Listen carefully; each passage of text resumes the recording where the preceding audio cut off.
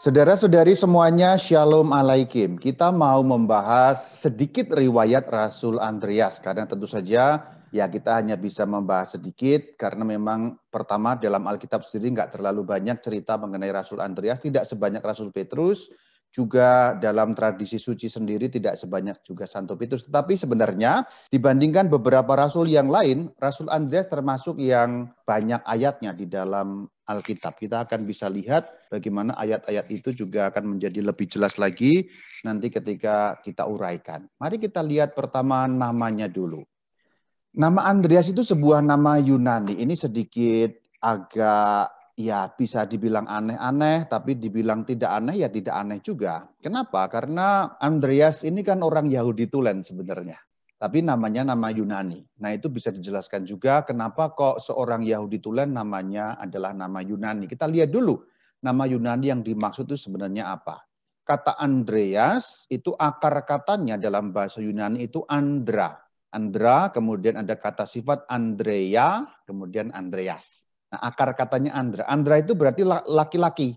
Andrea itu berarti bersifat laki-laki, berarti jantan. Nah, gitu. Kira-kira begitu artinya.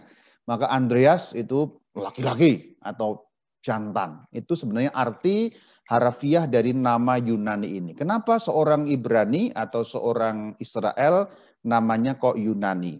Agak bisa dijelaskan karena Asalnya Andreas itu dari Galilea. Galilea adalah wilayah yang bersinggungan dengan bangsa-bangsa lain, terutama bangsa-bangsa yang menggunakan bahasa Yunani. Kemudian juga Galilea itu adalah tempat persimpangan dengan bangsa-bangsa lain. Artinya kalau orang-orang dari Asia mau ke Eropa, kemungkinan besar lewat dekat-dekat Galilea. Kalau orang dari Eropa mau ke Asia, kemungkinan besar juga lewat dekat-dekat Galilea. Ini agak berbeda dengan Yerusalem, contohnya Yerusalem itu ada di wilayah selatan, sehingga tidak banyak orang lewat-lewat ke situ. Tapi ini berbeda dengan Galilea. Maka agak wajar kalau seorang Ibrani atau Israel kemudian punya nama Yunani seperti Andreas ini. Sekarang langsung kita lihat bagaimana asal-usulnya. Kalau kita mau belajar asal-usul kan pertama lahirnya di mana. Nah kita lihat di manakah Rasul Andreas ini lahir. Kita bisa melihat di dalam Alkitab yaitu dalam Injil Yohanes pada bab yang pertama ayat yang ke-44 dinyatakan demikian. Filipus itu berasal dari Betsaida, kota Andreas dan Petrus. Ayat ini tidak langsung bicara mengenai Andreas sebenarnya, tetapi ayat ini bicara mengenai Filipus. Namun demikian, nama Andreas disebut. Jadi sebenarnya di beberapa ayat nanti ada ayat-ayat yang tidak langsung berbicara mengenai Rasul Andreas, tetapi Rasul Andreas namanya disebut sehingga ada keterangan-keterangan yang dapat diambil dari ayat itu. Ayat ini kan menjelaskan Filipus itu dari mana. Tetapi ada keterangan juga kotanya Andreas dan Petrus. Berarti sebenarnya menurut ayat ini Yohanes 1 ayat 44, Andreas, Simon Petrus, dan Filipus itu berasal dari satu kota atau dari satu kampung, katakanlah begitu, yaitu kota atau kampung Betsaida. Maka 3 orang dari 12 rasul yang nanti dipilih oleh Tuhan Yesus, 3 diantaranya berasal dari satu kampung yang sama. Maka kita lihat dalam ayat ini langsung jelas Andreas itu dilahirkan di kampung Betsaida. Ayo kita lihat petanya, di mana itu kampung atau kota Betsaida. Silakan melihat, yang warna biru di bagian tengah itu adalah Danau Galilea atau Danau Tiberias. Kemudian yang warnanya lebih coklat, lebih gelap itu adalah wilayah Galilea. Jadi sebenarnya wilayah Galilea itu wilayah yang di sekitar Danau Galilea. Itulah kenapa nama danaunya nama Danau Galilea. Nama lainnya Genesaret. Juga kadang disebut Danau Tiberias.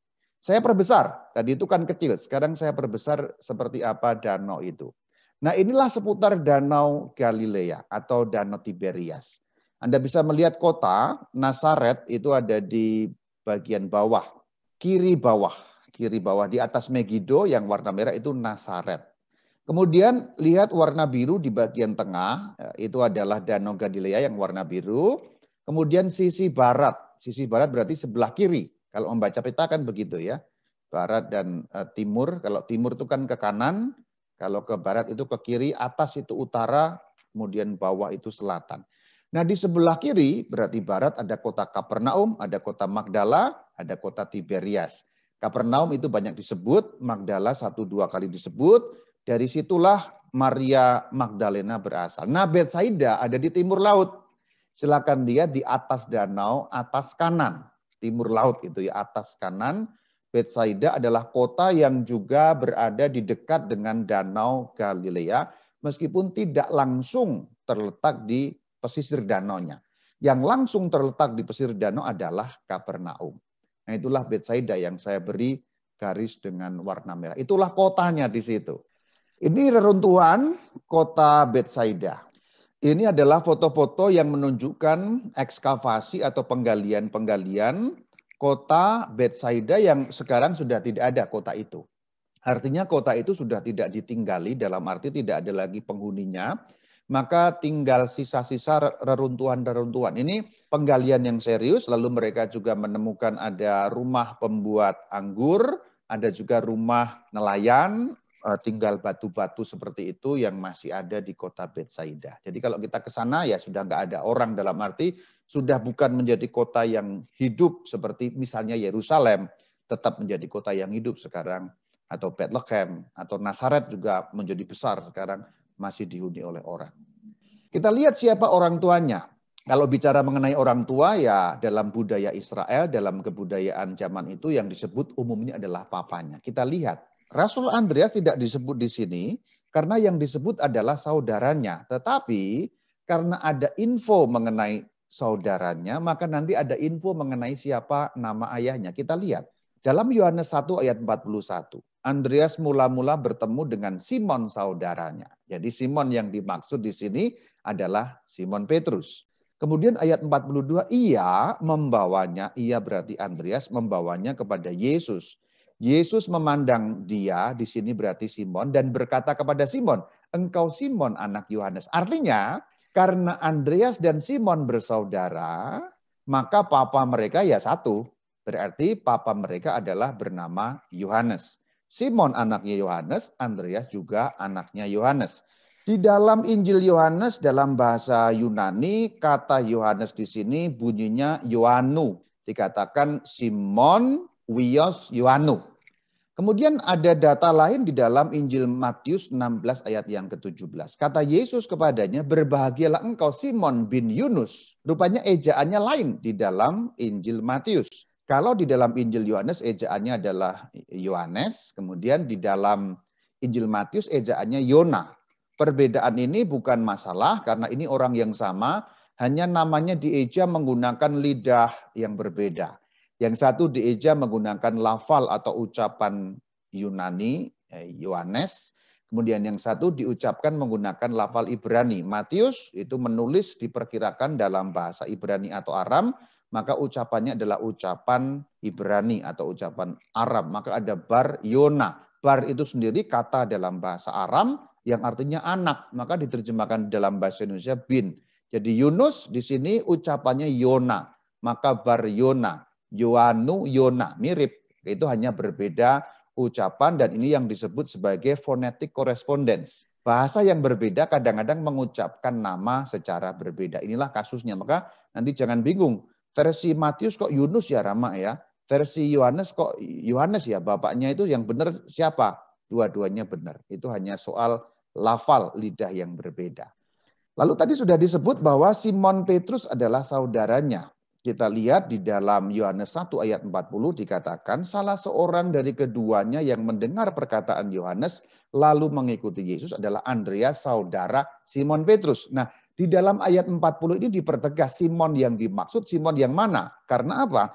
Nama Simon itu nama yang begitu pasaran, maka penginjil Yohanes menambahkan kata Petrus di situ supaya jelas Simon siapa yang dimaksud. Tentulah ini Simon Petrus ketuanya para rasul.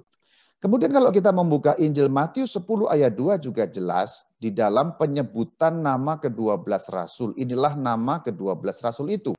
Pertama Simon, kemudian yang disebut Petrus dan Andreas saudaranya. Jelas sekali bagaimana peran mereka cukup dominan atau cukup kuat di dalam gereja awal, dalam orang-orang Kristen awal, maka Petrus selalu disebut di bagian pertama. Hanya ada satu atau dua di bagian terakhir, bukan terakhir, di bagian kedua, karena waktu itu penyebutannya adalah Yakobus karena pemimpin gereja Yerusalem sudah berganti menjadi Yakobus saudara Tuhan, karena Petrus sudah pindah ke Antioquia, kemudian akhirnya nanti ke Roma. Tapi hampir dalam semua teks, Rasul Petrus disebut yang pertama. Rasul Andreas kadang yang kedua, kadang yang keempat. Yaitu tidak selalu, nanti beberapa teks itu berbeda. Namun demikian, Rasul Andreas selalu ditempatkan di dalam 4 besar dari penyebutan itu. Jadi nanti silakan Anda bisa mengecek sendiri, Andreas hampir pasti ditempatkan di 4 besar. Karena memang murid pertama-tama yang 4 itu kan adalah Petrus dan Andreas, Yakobus dan Yohanes. Jadi kira-kira di seputar itulah Andreas nanti disebut dalam urutan-urutan. Pekerjaannya apa? Menurut Injil Markus pada pasal yang pertama ayat 16 dikatakan penjala ikan. Dikatakan Simon dan Andreas mereka penjala ikan. Itu juga ditegaskan di dalam Matius 4 ayat yang ke-18. Ini adalah ayat-ayat yang paralel yang memperkuat juga keterangan dalam Injil Markus tadi.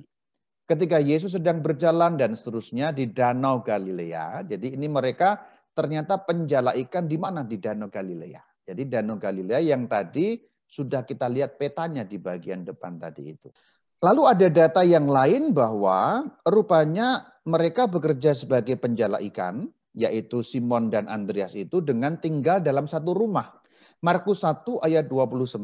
Sekeluarnya dari rumah ibadat itu, Yesus dengan Yakobus dan Yohanes pergi ke rumah Simon dan Andreas. Perhatikan bahwa di dalam Injil Markus 1:29 ini ada penyebutan rumah Simon dan Andreas. Berarti ada satu rangkai Simon dan Andreas yang menunjukkan itulah rumah mereka bersama.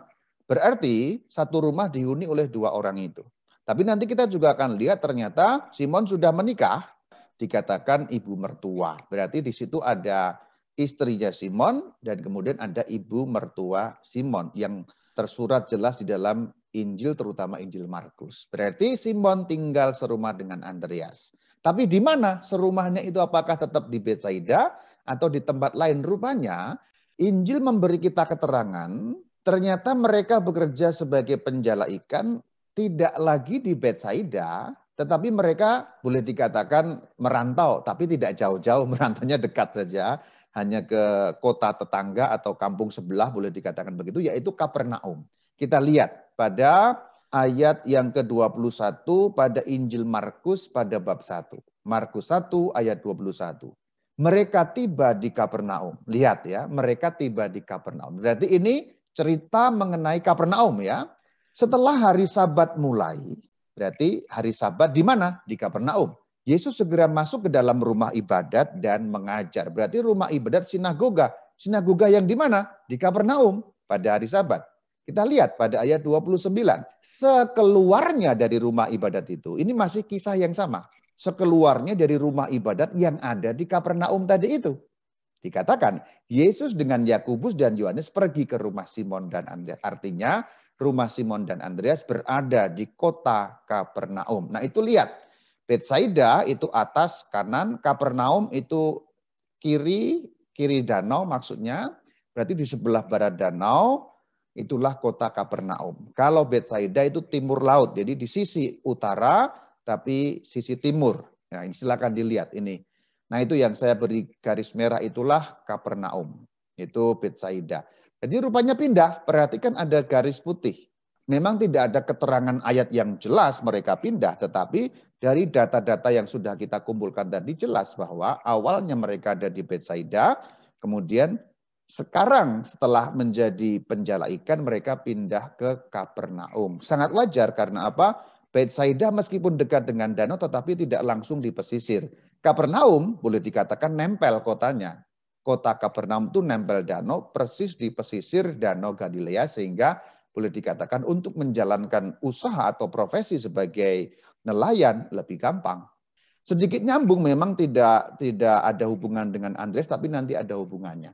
Baginda Yesus, silakan perhatikan di sini garis yang warna kuning itu juga pindah dari Nazaret di situ ke Kapernaum. Jadi mereka kemudian nanti sesungguhnya menghuni satu kota yang sama. Berarti Simon dan Andreas ke Kapernaum, Yesus Kristus dari Nazaret juga pindah ke Kapernaum. Di kota itulah nanti mereka ya melakukan pewartaan dan lain sebagainya, terutama juga di sekitar Danau Galilea dan pada umumnya di Galilea itu sendiri sampai nanti juga ke daerah Yudea. Bahkan ketika lewat orang Samaria mereka juga mengadakan pelayanan di sana. Tempat-tempat ini penting sekali untuk kita pahami, karena kalau kita bicara mengenai asal-usul seperti ini, maka tempat-tempat seperti ini akan sangat membantu. Keterangan tempat, keterangan waktu dalam Injil, ketika kita membaca Injil sangat berguna, karena nanti akan membuka wawasan yang lebih luas. Karena kalau Alkitab hanya kita baca seperti adanya, maksudnya hanya sekilas-sekilas tanpa pendalaman yang memadai, nanti bunyinya agak lain. Artinya bisa berbeda. Lalu kita bisa menarik manfaat yang kurang tepat nanti. Dalam arti mungkin kalau kita membuat renungan atau merenungkan sendiri bisa tidak pas. Karena ayatnya mungkin maksudnya apa, Anda membacanya sebagai apa. Maka tempat-tempat, waktu itu sangat penting. Nanti saya akan tunjukkan bagaimana pentingnya itu. Kemudian setelah kita lihat bagaimana asal-usulnya, tadi itu kan asal-usulnya ya, dari mana asalnya, kotanya, dan sebagainya, sudah kurang lebih jelas lah. Ya kok nggak jelas banget ya Romo, ya memang begitulah zaman kuno.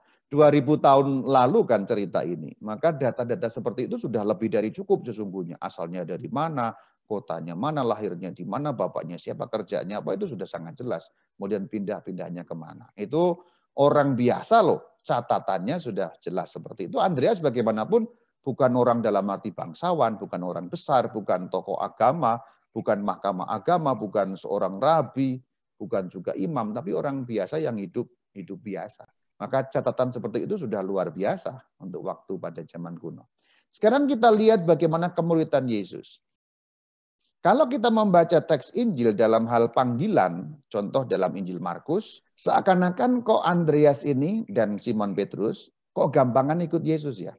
Saya sering mendengar dalam khotbah-khotbah atau homili-homili, begitu mendengar Yesus memanggil mereka langsung berangkat tanpa memikirkan apapun. Apakah betul demikian? Nah, tampaknya pandangan itu mungkin nanti harus dikoreksi. Saya yakin Anda pernah mendengar khotbah-khotbah atau homili seperti itu. Saudara-saudara, luar biasa. Simon dan Andreas, begitu mereka dipanggil tanpa pikir panjang, mereka mengikuti Yesus, saudara. Haleluya, saudara. Benarkah homili seperti itu atau khotbah seperti itu? Nah, itu tadi yang saya katakan. Maka perlu ketelitian membaca Alkitab, perlu juga bagaimana mencermati waktu, mencermati tempat, konteks-konteks, sehingga tidak asal bunyi seperti itu. Nanti kalau Anda mendengar homili seperti itu mungkin sedikit perlu Anda betulkan juga. Romo nggak gitu deh kayaknya Romo gitu ya. Kita lihat ya, saya bacakan Markus 1 ayat 16. Ketika Yesus sedang berjalan menyusur danau Galilea, ia melihat Simon dan Andreas, saudara Simon. Mereka sedang menebarkan jala di danau sebab mereka penjala ikan. Sekarang ayat 17 nyambung 18. Yesus berkata kepada mereka, mari ikutlah aku dan kamu akan kujadikan penjala manusia. Lalu mereka pun segera meninggalkan jalannya dan mengikuti dia. Silakan membaca. Mulai dari ayat 16, 17, 18. Silakan dibaca. Kalau dibaca begitu saja tanpa menggunakan ilmu tafsir yang memadai, itu kan memang 17 dipanggil, ayo ikut langsung kan. Berarti mereka ini seakan-akan kalau kita membaca, apalagi kalau kita maju di bagian awal-awal Injil Markus, mereka belum pernah ketemu, tiba-tiba Yesus datang, tanda petik orang asing, ngajak langsung ikut. Oh, dahsyat sekali kan. Apakah demikian? Dan apakah homili-homili itu juga harus begitu? Saudara, kita harus siap. Simon dan Andreas tidak kenal Yesus. Begitu ketemu langsung ikut saudara. Hehe, nanti dulu. Kalau hanya melihat ayat-ayat 2 ayat ini 17, 18 memang sepertinya begitu mudahnya. Diajak langsung ikut. Orang nggak kenal kok langsung ikut. Ini bagaimana? Untuk mengetahui itu lagi-lagi kita akan melihat dulu ya boleh dikatakan peta. Maka ini penting. Kalau tanpa mengetahui peta, tanpa mengetahui kerangka waktu, kerangka tempat, konteks tempat, sulit sekali memahami cerita dalam Alkitab, karena cerita dalam Alkitab sangat betul-betul sangat pendek-pendek dan sangat ringkas-ringkas. Ada peta memanjang utara selatan. Inilah peta wilayahnya orang Yahudi pada zaman itu. Ada tiga bagian besar, yaitu Galilea di atas, yang ini saya tunjuk dengan pointer ini ya. Nah, disinilah. Nah, inilah Galilea, yaitu yang saya lingkari itulah Galilea. Kemudian di bawah berarti di selatan itu Yudea. Yang saya lingkari kedua ini. Nah inilah Yudea. Kemudian yang saya beri garis di tengah itu adalah Samaria. Pertama kita harus lihat dari Injil Markus itu sendiri. Jadi Markus pada bab yang pertama ayat yang ke-9. Mari kita simak. Pada waktu itu datanglah Yesus dari Nazaret di tanah Galilea. Dan ia dibaptis di sungai Yordan oleh Yohanes. Perhatikan, datanglah Yesus dari Nazaret di tanah Galilea. Yang saya beri warna kuning. Perhatikan bagaimana Yesus datang dari Galilea. Ya, dari Galilea. Kemudian data yang kedua, ia dibaptis di sungai Yordan. Tapi sungai Yordan bagian yang mana? Karena sungai itu kan panjang. Kalau dikatakan dibaptis di sungai Yordan, di mana persisnya dibaptis? Namanya sungai, karena kalau di Jakarta sungai Ciliwung. Nah, sungai Ciliwung bagian yang mana? Kan sungai Ciliwung panjang sekali. Maka Injil Markus ini belum dapat memberi kita keterangan, saudara-saudari. Pembaptisan itu belum tahu kalau menurut versi Injil Markus. Yang sudah tahu adalah data pertama, Yesus dari Galilea, kemudian dibaptis di Sungai Yordan oleh Yohanes Sang Pembaptis. Kita lihat ayat selanjutnya, ayat 12.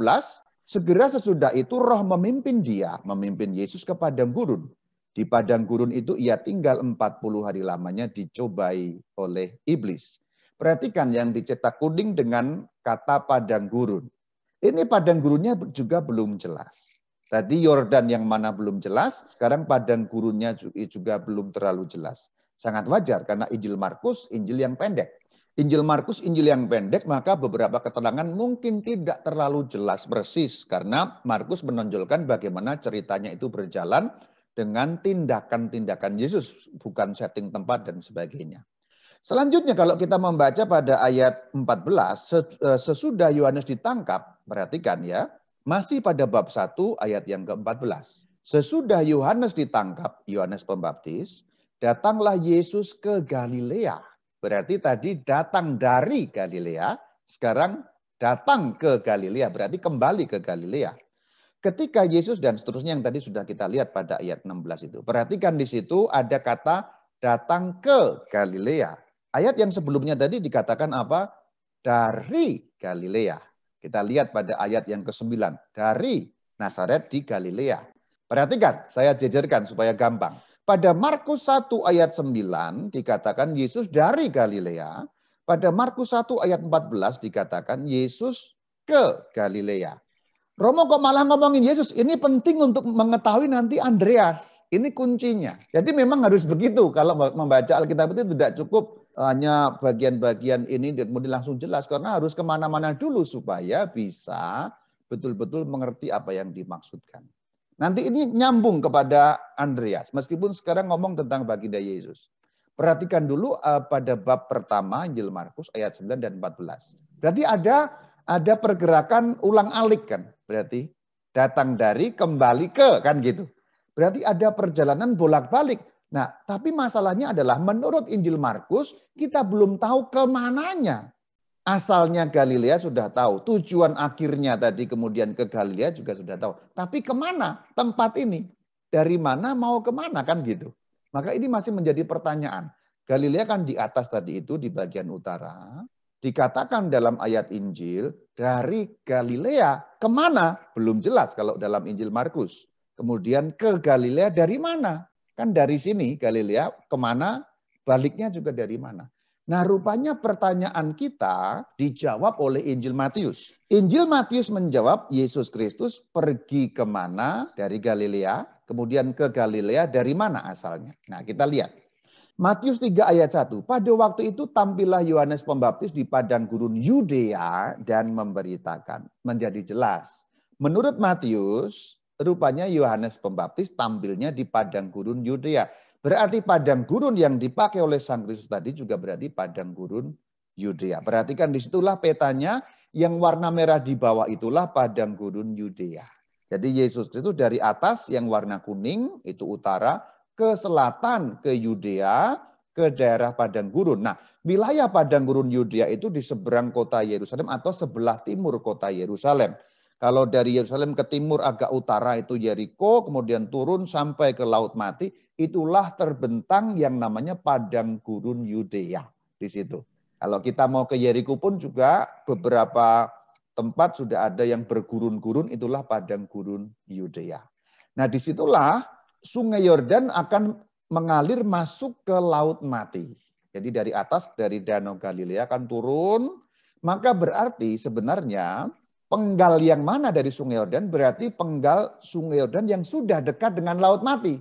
Bukan sungai Yordan yang dekat dengan Danau Galilea. Karena itu kan panjang dari utara ke selatan. Nah di sini sudah ada sedikit boleh dikatakan info tambahan. Karena disebut padang gurun Yudea dan disebut sungai Yordan, maka digabungkan sungai Yordan ketemu padang gurun Yudea di bagian merah itu. Jadi kira-kira disitulah Yesus Kristus dibaptis oleh Yohanes Pembaptis dan kemudian juga menjalani yang disebut puasa 40 hari 40 malam itu. Sampai sekarang kalau kita pergi ke wilayah dekat Yeriko, kemudian masuk ke wilayah padang gurun Yudea itu, ada yang namanya gunung pencobaan, di mana Sang Kristus pada waktu itu kemudian mengalami pencobaan oleh iblis. Akhirnya kemudian iblisnya pergi itu ya. Ini nanti akan nyambung kepada Andreas. Ini diperhatikan dulu. Kalau ini Anda lewat nanti sulit nyambung pada Andreas. Maka ini harus betul-betul fokus dulu. Masih lanjut Injil Matius pada bab yang ketiga ayat yang ke-13. Maka datanglah Yesus dari Galilea ke Yordan kepada Yohanes untuk dibaptis olehnya. Berarti sekarang jelas ke Yordannya, Yordan bagian mana? Bagian yang dekat padang gurun Yudea. Perhatikan bagian atas kuning Yesus Kristus berarti turun, berarti ke selatan, kemudian mendekati Yerusalem, dekat Yeriko, masuk ke padang gurun, kemudian disitulah ketemu sungai Yordan, disitulah yang warna merah. Jadi itu gerak berangkatnya. Datang dari Galilea ke padang gurun Yudea. Nah ini tadi. Berarti dari Galilea kemana? Padang gurun Yudea. Itu sudah menjadi jelas. Lalu padang gurunnya yang disebut dalam Matius pada bab yang keempat ayat 1 dan seterusnya menjadi jelas. Maka Yesus dibawa oleh Roh ke padang gurun yang mana ini? Padang gurun Yudea yang dekat kota Yerusalem, dekat kota Yeriko atau tepatnya di sisi timur, di sebelah timur agak jauh dari kota Yerusalem.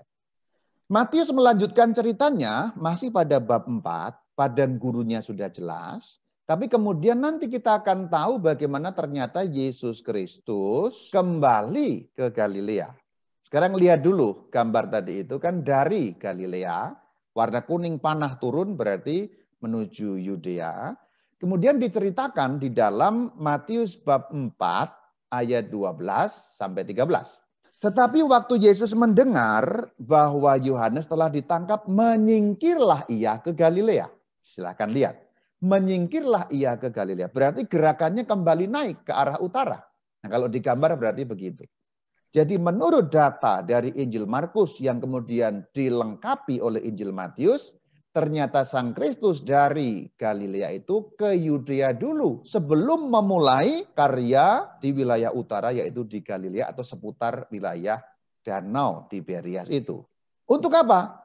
Ada dua. Yang pertama untuk dibaptis oleh Yohanes, kemudian yang kedua untuk berpuasa itu.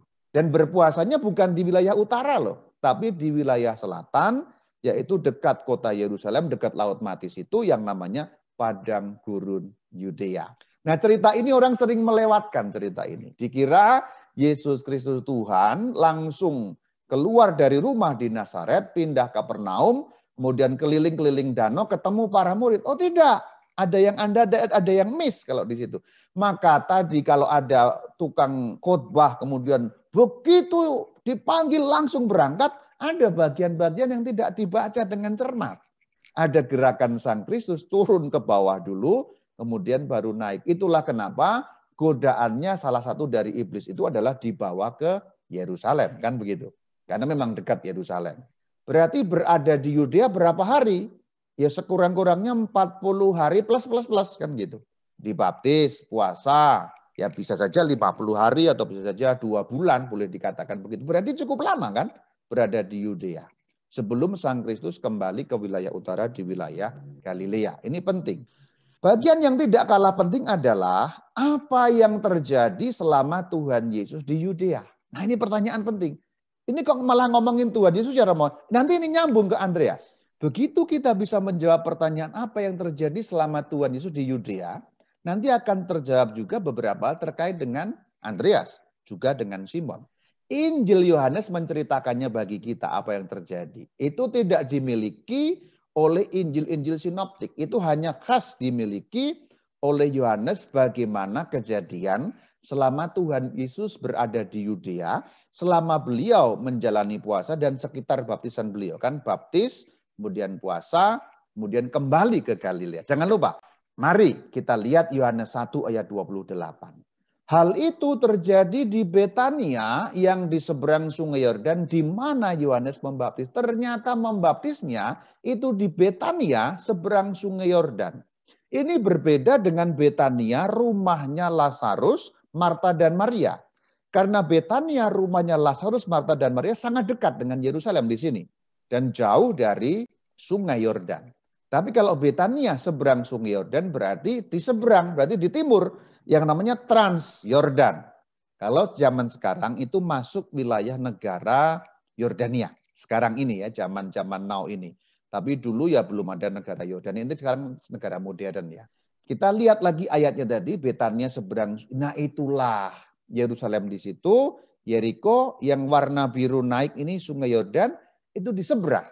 Betania Trans Yordan. Betania beyond the Jordan. Nah itu Betani beyond the Jordan. Nah disitulah sebenarnya pembaptisan terjadi. Baptisannya Tuhan Yesus. Maka kita bisa lihat itu saya garis dengan warna merah itu. Berarti memang betul seperti peta yang awal tadi saya katakan. Ini ada Sungai Yordan ketemu di situ. Nah disitulah. Selanjutnya Yohanes 1 ayat 35. Keesokan harinya Yohanes berdiri di situ pula dengan 2 orang muridnya. Masih di sekitar Betani Transyordan tadi. Dan ketika ia melihat Yesus lewat, ia berkata, lihatlah anak domba Allah. Perhatikan ada 2 orang murid Yohanes. Yohanes di sini jangan dikacau dengan Yohanes murid Yesus. Ini Yohanes sang pembaptis di sini ya.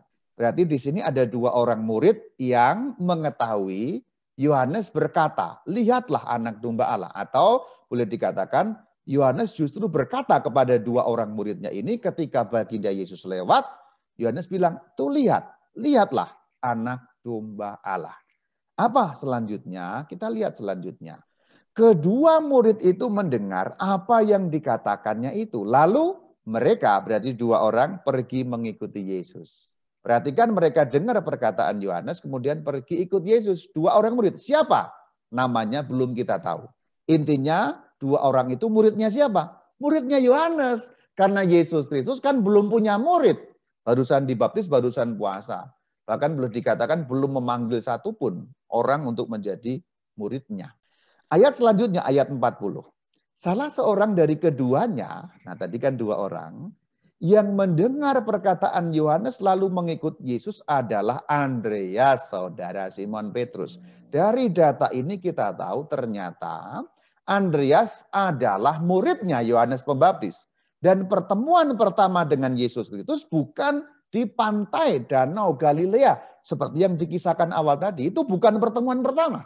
Jadi ternyata Andreas sudah pernah bertemu dengan baginda Yesus justru di selatan, di Yudea, di sekitar Sungai Yordan, yaitu di dekat padang gurun yang namanya padang gurun Yudea tadi, itu di Transyordan.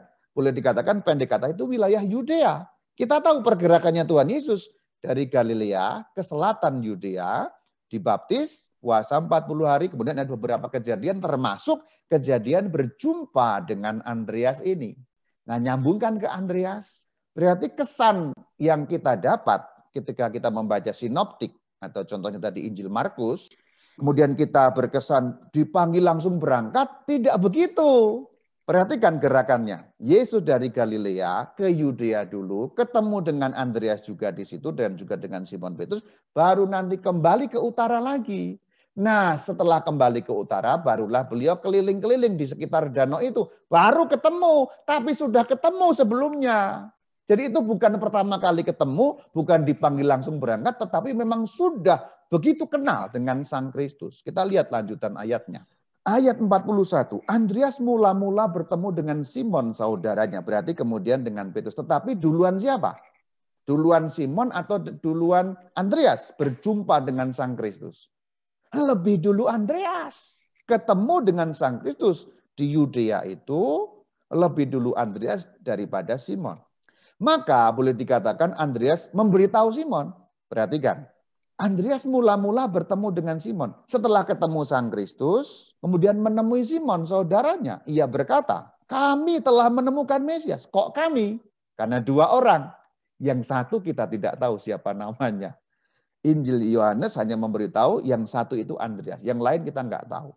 Tapi waktu Andreas ketemu dengan Sang Kristus, itu statusnya masih dalam status muridnya Yohanes Pembaptis. Berarti Andreas itu siapa? Muridnya Yohanes Pembaptis.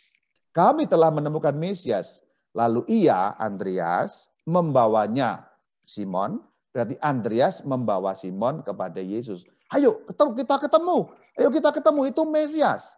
Lalu akhirnya mereka berdua menemui Sang Kristus. Apa yang terjadi pada pertemuan itu kita lihat. Keesokan harinya Yesus Kristus memutuskan berangkat ke Galilea. Nah kemudian setelah ketemu dengan Simon tadi itu, kemudian besoknya barulah beliau berangkat ke Galilea. Berarti ketemu jumpa pertama, cinta pertamanya Rasul Andreas dengan Sang Kristus bukan terjadi di pantai Danau Galilea, tetapi justru sebelum Sang Kristus mulai memanggil para murid yang lain, beliau sudah ketemu dengan Andreas yang merupakan awalnya murid-murid Yohanes dari dua orang tadi itu. Asik kan? Injil kalau kita baca dengan sungguh, kita baca dengan teliti dan benar, menggunakan ilmu tafsir yang dapat dipertanggungjawabkan, membuka banyak hal. Jadi nanti jangan sampai Anda lagi membuat renungan, mereka dipanggil langsung berangkat. Enggak begitu bro. Kalau ada yang khotbah begitu berarti membaca Alkitabnya merem itu, ngantuk itu. Jangan lagi ada homili seperti itu ya. Atau khotbah begitu ya. Begitu dipanggil langsung berangkat. No. Kita sudah tahu ceritanya. Ada cerita yang panjang sebelum sampai ke sana.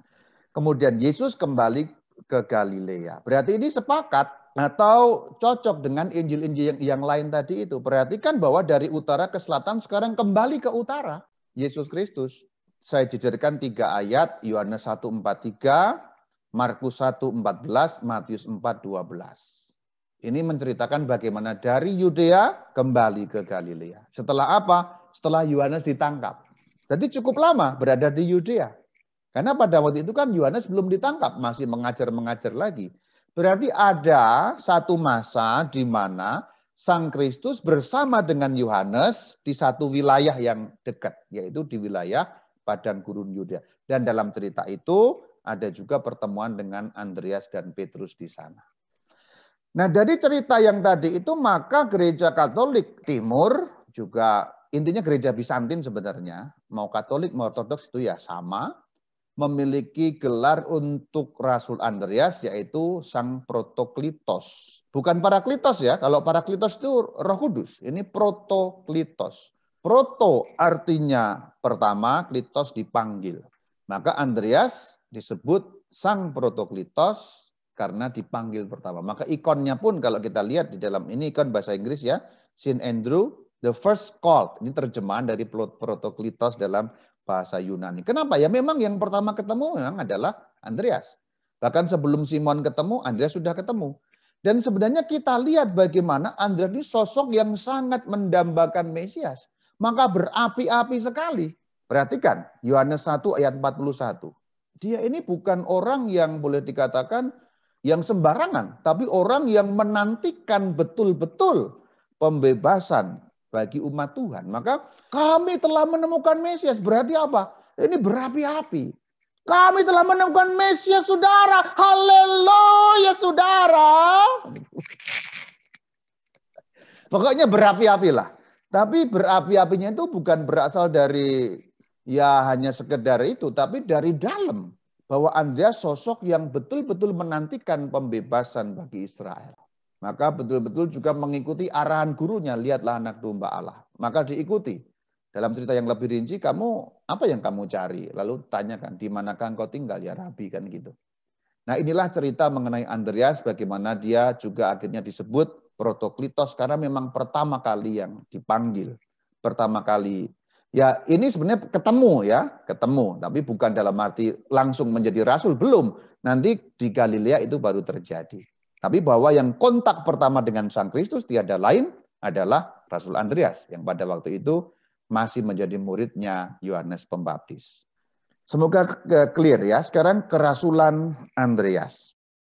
Matius 10 ayat 2. Inilah nama ke-12 rasul itu. Pertama Simon yang disebut Petrus dan Andreas saudaranya. Ini daftar nomor 2 di sini setelah Simon. Dalam Markus 3 ayat 18 juga dikatakan Andreas, Filipus, Bartolomeus. Dalam yang paralel juga Lukas 6 pada ayat yang keempat. Nah itu silahkan diberinya nama Petrus, Andreas, saudara Simon. Nah itu beberapa ayat yang menjelaskan paralel mengenai kerasulan Andreas. Bagaimana kemudian dari para murid itu kan diangkat 12 rasul yang lebih dekat kepada Yesus dibandingkan murid-murid yang lain. Kan muridnya itu enggak hanya 12 sebenarnya, lebih banyak daripada itu. Tapi memang yang pada waktu panggilan pertama di Danau Galilea memang 4 ya. Andreas dan Simon atau Simon dan Andreas, Yakobus dan Yohanes pada awalnya itu. Kemudian kan makin banyak. Setelah banyak baru dipilih rasul. Nah itu jangan lupa ya, jangan lupa. Pemilihan rasul itu belakangan, nggak langsung, nggak dari awal loh, nggak dari awal. Ya awalnya murid umum saja dulu. Setelah murid umum itu barulah nanti dipilih rasul-rasul. Perhatikan bahwa dalam Injil Matius pun baru pada bab yang ke-10, Lukas bab yang ke-6, Markus pada bab yang ke-3. Setelah kemana-mana sebagai murid, kemudian ditunjuk sebagai rasul. Mari kita lihat selanjutnya. Di dalam mujizat roti, kita lihat bagaimana Andreas seorang yang realistik melihat situasi. Meskipun kalau kita lihat dalam kacamata iman, ya lo kok dia nggak percaya, bukan nggak percaya, tapi memang kan proses mengenal Yesus Kristus itu kan tidak langsung. Para murid memerlukan juga banyak pengalaman untuk kenal betul siapa sesungguhnya Sang Kristus. Kita lihat Yohanes 6 ayat 5. Ketika Yesus memandang sekelilingnya dan melihat bahwa orang banyak berbondong-bondong datang kepadanya, berkatalah ia kepada Filipus, di manakah kita akan membeli roti supaya mereka dapat makan. Selanjutnya, jawab Filipus kepadanya, roti seharga 200 dinar tidak akan cukup, dan seterusnya. Kemudian kita bisa baca pada ayat yang ke-8. Seorang dari murid-muridnya, jadi disebut Andreas, berkata, di sini ada seorang anak yang mempunyai 5 roti jelai dan 2 ikan. Tapi apakah artinya itu untuk orang sebanyak ini? Jadi sebenarnya yang melaporkan ada anak itu adalah Andreas. Boleh dikatakan yang menemukan. Maka boleh dikatakan kalau kita mau membaca ayat ini di dalam satu yang tersirat, tidak tersurat tentu saja. Kemungkinan besar Andreas sudah lihat sekeliling mencari-cari siapa yang punya makanan untuk kita bisa membagi-bagi bersama. Menemukan. Andreas berkata kepada Yesus, di sini ada anak yang tahu Andreas. Tapi dia juga realistik. Apa artinya untuk orang sebanyak ini? Karena orangnya banyak sekali. Tapi di sini menunjukkan juga kesigapannya. Yang disuruhkan sebenarnya Filipus. Perhatikan pada ayat yang kelima, Yesus berkata kepada Filipus, di mana? Ya, soal roti tadi itu pertama-tama disampaikan kepada Filipus. Tapi yang memberi respon adalah Andreas. Kesigapan tapi juga realistik dalam hal ini. Lalu dalam perjumpaan dengan orang-orang Yunani, Andreas juga bertemu dengan orang-orang Yunani, lalu nanti mempertemukan kepada Yesus. Di awal kita sudah lihat bagaimana Andreas itu sebuah nama Yunani, ya, sebuah nama Yunani. Jadi Andreas orang Israel yang namanya Yunani mengantarkan orang-orang Yunani yang ingin bertemu dengan Tuhan Yesus. Yohanes 12 ayat 20. Di antara mereka yang berangkat untuk beribadah pada hari raya Paskah itu terdapat beberapa orang Yunani. Berarti yang dimaksud ini ya betul-betul orang Yunani. Orang Yunani yang ikut merayakan Paskah ya berarti mereka orang-orang proselites. Proselites berarti orang-orang Yunani yang sudah menjadi pengikut agama Yahudi. Tapi mereka jelas orang Yunani karena keterangannya sangat jelas orang-orang Yunani. Kita lihat pada ayat ke-21. Orang-orang itu, orang-orang Yunani tadi, pergi kepada Filipus yang berasal dari Betsaida di Galilea. Lalu berkata kepadanya, Tuhan kami ingin bertemu dengan Yesus. Ingat di depan tadi, Filipus itu teman satu kampung dengan Andreas. Filipus pergi memberitahukannya kepada Andreas. Filipus nggak berani, tanda petik, nggak berani nganter langsung kepada Tuhan Yesus. Butuh Andreas yang mengantarkan. Barulah nanti Andreas dan Filipus menyampaikan pula kepada Yesus. Tapi perlu teman. Maka dari keterangan ini ada yang menafsirkan mungkin satu murid yang tadi disebut di bagian awal itu adalah Filipus, tapi itu tafsiran yang tidak pasti. Kita lihat bagaimana Andreas menjadi pengantara bagi orang-orang Yunani untuk ketemu Sang Kristus. Jawabannya menarik sekali. Ini kalau kita hanya membaca begitu saja tidak nyambung. jawaban ini. Ketemu dengan Yesus, kemudian Yesus bilang apa? Ayat 23. Telah tiba saatnya anak manusia dimuliakan. Loh, kok jadi ngomongin begitu? Apa maksudnya gitu? Tapi kalau kita mendalami apa maksud penginjil Yohanes sebagai penginjil yang betul-betul ya kontemplatif, itu kita tahu maksudnya apa. Cerita ini adalah cerita seputar Hari Raya Paskah. Berarti kira-kira 6 hari lagi Sang Kristus akan mengalami sengsara wafat dan bangkit. Maka dikatakan telah tiba saatnya anak manusia dimuliakan. Dimuliakan, ditinggikan, itu adalah bahasa Injil Yohanes untuk menyebut sengsara wafat kebangkitan Kristus. Ayat 24, aku berkata kepadamu, munya berarti orang-orang Yunani tadi, beserta dengan Andreas dan Filipus yang ada di situ. Sesungguhnya jikalau biji gandum tidak jatuh ke dalam tanah dan mati, ia tetap satu biji saja. Tapi jika ia mati, ia akan menghasilkan buah banyak. Di sini Sang Kristus bicara mengenai buah yang banyak. Ini sesungguhnya semacam nubuat Sang Kristus bagi orang-orang Yunani yang nantinya setelah para murid itu kemudian menyebar ke segala penjuru, orang-orang Yunani lah ini yang pada akhirnya buahnya banyak dibandingkan orang-orang Yahudi sendiri. Boleh dikatakan memang 3.000 yang awal itu kan orang Yahudi sebenarnya, pengikut Kristen ya. Tapi pada tahun-tahun selanjutnya, nanti orang-orang Kristen itu sebagian besar orang-orang Yunani. Dalam arti orang-orang non-Yahudi, tentu nanti juga orang Latin, orang-orang yang lain, bangsa-bangsa lain. Ya, tapi dalam istilah Alkitab itu orang-orang Yunani. Jadi Sang Kristus di sini sedang bicara mengenai biji yang mati nanti menghasilkan buah. Buah ini dikaitkan dengan orang-orang Yunani yang datang. Nanti buahnya adalah orang-orang Yunani itulah setelah Pentakosta. Setelah mereka jauh sampai ke Antioquia, sampai ke daerah Asia, sampai ke daerah Yunani sendiri, bahkan sampai ke Eropa bagian barat termasuk Roma. Bahkan Paulus kan berencana sampai ke Spanyol. Jadi ini menarik sekali, ternyata Andreas tokoh penting, tanda petik, yang pertama kali menyambungkan orang Yunani dengan iman kepada Sang Kristus. Makanya namanya Yunani, dia yang menghubungkan pertama kali dengan Sang Kristus. Ya tentu ini sebelum Pentakosta, saudara-saudari ya. Kita lihat selanjutnya. Andreas juga ternyata nyelip. Kalau dia tidak penting, nggak bisa nyelip. Apa maksudnya nyelip? Dari kelompok murid yang banyak sekali, kan ada kelompok yang lebih kecil namanya kelompok 70. Lalu ada yang lebih kecil lagi, 12 murid. Nah di antara 12 murid itu sebenarnya ada yang lebih kecil lagi, 3 murid. Yang selalu diajak bahkan ke tempat-tempat yang tanda petik rahasia, yang orang lain nggak tahu, bahkan rasul yang lain nggak tahu, yaitu Petrus, Yakobus, dan Yohanes.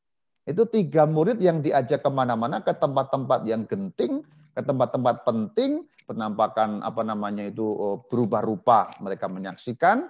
Pada saat Sang Kristus berdoa di Taman Getsemani mereka juga diajak. Di sini juga 3 orang, tapi di sini Andreas nyelip dalam arti seperti masuk ke dalam golongan yang 3 tadi itu. Maka berarti penting sekali posisinya. Lihat Markus 13. Ketika Yesus keluar dari bait Allah, seorang murid berkata kepadanya. Jadi ini ada seorang murid yang berkata kepada Sang Kristus, mengacu pada bait Allah. Kokoh sekali batu-batu itu, megah sekali gedung-gedung itu. Ayat 2, Yesus berkata, tidak satupun batu akan dibiarkan terletak, dan seterusnya, dan seterusnya. Semuanya akan diruntuhkan. Ini nubuat Sang Kristus mengenai bait suci yang betul nanti pada tahun 70 Masehi, ini dibicarakan kan kira-kira tahun 30, berarti 40 tahun kemudian benar-benar diruntuhkan semua oleh pasukan bangsa Romawi. Tetapi ini ngomongnya baru di mana? Baru di halaman bait Allah. Perhatikan ketika Yesus keluar dari bait Allah. Ayat 2 juga sama. Yesus menjawab itu masih di sekitar bait Allah. Tapi kemudian nanti mereka pergi agak jauh ke Bukit Zaitun. Bukit Zaitun itu di sebelah timur kota Yerusalem. Dan itu di antara Yerusalem dan Bukit Zaitun ada lembah namanya Lembah Kidron. Sekarang menjadi kuburan. Kalau Anda banyak melihat foto-foto Yerusalem yang sangat tipikal, itu ada umumnya di foto dari timur. Jadi umumnya foto Yerusalem yang memang yang terbagus atau yang ikonik itu dari sebelah timur dengan menampakkan di bagian tengahnya bangunan dengan kubah emas. Nah, kubah emas itu sebenarnya disebut kubah batu. Sekali kembali ke cerita tadi, kalau dari sebelah timur memandang ke barat dari Bukit Zaitun akan kelihatan seperti itu. Ya dulu tentu zaman Tuhan Yesus belum ada karena itu adalah dulunya bait suci, wilayah bait suci. Nah ini sekarang sedang duduk di atas Bukit Zaitun menghadap ke bait Allah, berarti ke barat. Yesus Kristus Tuhan duduk memandang ke arah barat, kemudian didampingi murid-murid 3 yang inti. Andreas nyelip untuk menjelaskan atau untuk menanyakan bagaimana keterangan yang tadi diucapkan di bait Allah tadi, mereka ingin menggali lebih dalam. Kita lihat, ketika Yesus duduk di atas Bukit Zaitun berhadapan dengan bait Allah, Petrus, Yakobus, dan Yohanes, dan Andreas nyelip dia, bertanya sendirian kepadanya, katakan kepada kami, bila mana terjadi. Jadi mau memperjelas pengajaran yang awal yang tadi disampaikan di bait Allah atau di halaman bait Allah, sekarang mereka sudah di Bukit Zaitun, Andreas ada di sana. Tidak mungkin nyelip ini kalau bukan orang penting. Perhatikan ini murid-murid awal. Berarti menunjukkan dia tokoh yang cukup penting di dalam kisah-kisah Alkitab. Kita lihat bagaimana setelah Sang Kristus naik ke surga, itu juga disebut Andreas di urutan yang awal-awal. Kisah Rasul 1 ayat 13. Setelah mereka tiba di kota Yerusalem, maksudnya karena Sang Kristus naik ke surga dari Bukit Zaitun tadi itu, timur Yerusalem. Naiklah mereka ke ruang atas tempat perjamuan, cenakulum, tempat mereka menumpang. Mereka itu ialah Petrus dan Yohanes, Yakobus dan Andreas. Disebut salah satunya juga mereka yang nanti kemudian menantikan Roh Kudus, doa novena itu ya. Itu ceritanya. Kemudian nanti Roh Kudus turun, para rasul mewartakan Injil kemana-mana. Nah bagian ini saya akan mengutip juga dari Santo Hieronymus dalam kitab yang berjudul De Viris Illustribus, para pria ternama pada bab yang pertama. Keterangan ini sinkron dengan semua ayat Alkitab yang menunjuk bagaimana Simon dan Andreas bersaudara. Ayat ini sebenarnya bicara mengenai Simon, tapi juga Andreas disebut. Simon Petrus anak Yohanes sama kan? Yang berasal dari kampung Betsaida sama, provinsi Galilea sama, saudara Andreas Rasul. Jadi Hieronymus juga mencatat bagaimana itu sudah sinkron dengan ayat-ayat Alkitab. Bagian selanjutnya dalam kitab Oratio pada pasal 33 ayat yang ke-10 yang ditulis oleh Bapak Gereja Gregorius Nazianzus, bunyinya demikian. Demikianlah Yudea adalah rumah Petrus sebagaimana Paulus di tengah para bangsa. Lukas dengan Akaya, Andreas dengan Epirus, Yohanes dengan Efesus, Thomas dengan India, Markus dengan Italia dan seterusnya. Di sini Bapak Gereja Gregorius memberitahu kita bagaimana penyebaran para rasul itu. Dikatakan Lukas di Akaya, Andreas, bahkan sangat jelas Thomas di India. Dan memang betul, Rasul Thomas itu sampai mewartakan ini sampai ke daerah India. Markus di Italia, di Roma itu betul sekali. Kapan-kapan kita bisa bicara mengenai Markus dan bagaimana menuliskan Injilnya. Selanjutnya yang cukup penting juga adalah Historia Ecclesiastica. Ini sering kali saya sebut karena ini valid juga oleh Bapak Gereja Eusebius. Bacanya Eusebius, ada yang ngasih tahu saya. Ya kalau dibaca menurut bahasa Inggris ya Eusebius, seperti Eucharistia, itu Eucharist. Tapi kamu yang memberi nasihat kepada saya tidak memperhatikan bahwa dalam bahasa Yunani eu itu ya diucapkan eu gitu ya. Kamu hanya memberi saran kepada saya tapi berdasarkan logat Inggris ya. Eusebius tentu saja kalau Inggris, Eucharist. Tapi saya membaca menurut logat Yunani atau Latin. Eu itu artinya baik, maka harus diucapkan eu juga. Ini sedikit intermezzo kepada saya karena waktu itu ada yang memberitahu saya dengan sedikit ngotot itu salah Romo mengucapkannya eu, yang benar you gitu ya. Tapi saya juga punya dasar, saya mengucapkan menurut ucapan Yunani, tidak menurut ucapan Inggris. Sekarang itu kan apa-apa mau diinggriskan ya. Nah itu malah salah menurut saya. Nah, bahasa Latin pun kan kadang-kadang diinggriskan ya.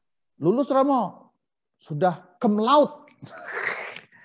Cum laude itu lidah Inggris tuh. Yang benar kan sebenarnya cum laude, dibaca biasa saja ya. Yaitu intermezzo. Kita masuk ke sini Historia Ecclesiastica pada kitab yang ketiga bab pertama ayat yang pertama. Sementara itu rasul-rasul yang kudus dan murid-murid penyelamat kita menyebar ke seluruh dunia. Menurut tradisi, Parsia diserahkan kepada Thomas sebagai ladang karyanya, Skythia kepada Andreas, dan Asia dan seterusnya dan seterusnya. Nah, saya mau menggarisbawahi pada Andreas yang diberi wilayah Skythia untuk menjadi lahan karyanya. Tadi kalau kita lihat Bapak Gereja Gregorius menyebut Epirus. Dan di sini Bapak Gereja Eusebius menyebut Skythia. Itu memang berdekatan dan nyambung kalau kita lihat wilayahnya. Kita lihat sekarang. Nah itulah dalam warna merah yang ada kota Patras. Patras atau Patre, kota Patras di Yunani, itu adalah tempat di mana Rasul Andreas mengalami kemartiran. Ini yang disebut wilayah Epirus, yaitu Yunani bawah, itu Epirus. Kemudian yang disebut sebagai Skythia itu yang agak atas itu. Nah itu, ini kan nyambung sebenarnya. Mulai dari kalau zaman sekarang ya kira-kira ya Yunani, lalu kota-kota negara-negara kecil yang pecah-pecah itu, lalu daerah Makedonia, kemudian sampai ke wilayah Turki sedikit yang ada Istanbulnya itu, lalu naik ke arah Rusia dan Ukraina. Kira-kira seperti itu. Kalau disebut Skythia dan juga Epirus. Jadi wilayah itulah di mana Rasul Andreas mewartakan Injil, saudara-saudari. Ini dari Bapak Gereja Eusebius dan tadi Epirus itu disebut Bapak Gereja Gregorius Nazianzus. Pendek kata, kemudian Rasul Andreas mewartakan Injil, akhirnya kemudian juga dijatuhi hukuman salib di kota Patras, tapi salibnya itu khusus sekali, yaitu salib yang berbentuk X. Jadi palang X itulah dalam kasanah kekristenan itulah salibnya Rasul Andreas. Kalau salibnya saudaranya itu terbalik. Saya sudah membahas yang salib terbalik. Kalau Anda belum nonton mengenai Rasul Petrus, Anda tinggal membuka ya, ketik saja Rasul Petrus. Itu sudah di channel saya YouTube Katkit ada mengenai Petrus mulai dari Yerusalem, Antiochia sampai ke Roma dan sampai di salib terbalik. Nah ini saudaranya Andreas itu salibnya berbentuk X seperti ini. Dalam kasanah kekristenan seperti itu. Maka kalau Anda lihat ada salib X, jangan heran itu salibnya Rasul Andreas. Dan meninggalnya di kota Patras yang sudah saya tandai di situ. Nah pada perjalanan selanjutnya relikwinya juga disimpan di kota Patras itu, tapi karena ya zaman kuno itu kan peperangan, juga perang salib dan sebagainya, relikwinya tersebar-sebar di banyak tempat, yang cukup besar bagiannya ada di Roma, ada di Vatikan, disimpan di sana. Sudah ratusan tahun ada di Roma, kemudian tahun 64 dikembalikan oleh Paus Paulus ke-6, bulan September kalau nggak salah, itu dikembalikan lagi ke kota Patras, yaitu ditempatkan di suatu gereja ortodoks Yunani yang berada di kota Patras. Demikian kira-kira singkat, mulai dari awal kemuritan, kerasulan, sampai pada ya singkat kematian dan karya Rasul Andreas. Semoga dapat memberi satu manfaat bagi kita mengenal sedikit Rasul yang satu ini. Shalom alaikum.